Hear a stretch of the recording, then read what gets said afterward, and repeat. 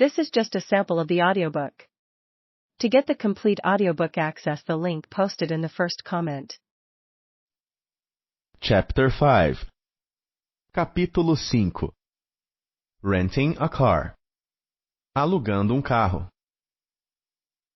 I'd like to rent a car. Queria alugar carro. I'd like to rent a car.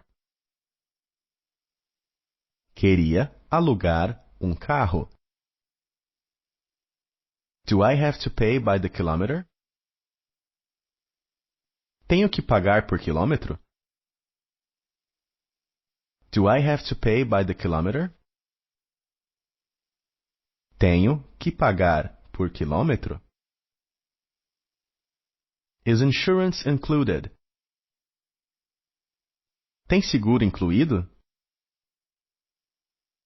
Is insurance included? Tem seguro incluído? Does it take gas or diesel?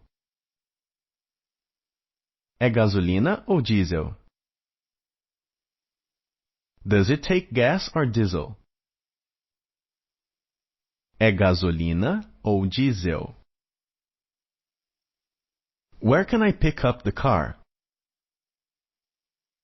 Onde posso pegar o carro? Where can I pick up the car? Onde posso pegar o carro? When do I have to return it? Quando tenho que devolver? When do I have to return it? Quando tenho que devolver? Here is my driver's license. Aqui está minha carteira de motorista. Here is my driver's license. Aqui está minha carteira de motorista. Where's the nearest petrol station? Onde fica o posto de gasolina mais próximo? Where's the nearest petrol station? Onde fica o posto de gasolina mais próximo?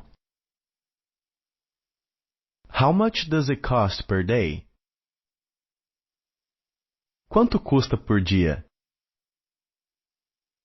How much does it cost per day? Quanto custa por dia? Can you repair it?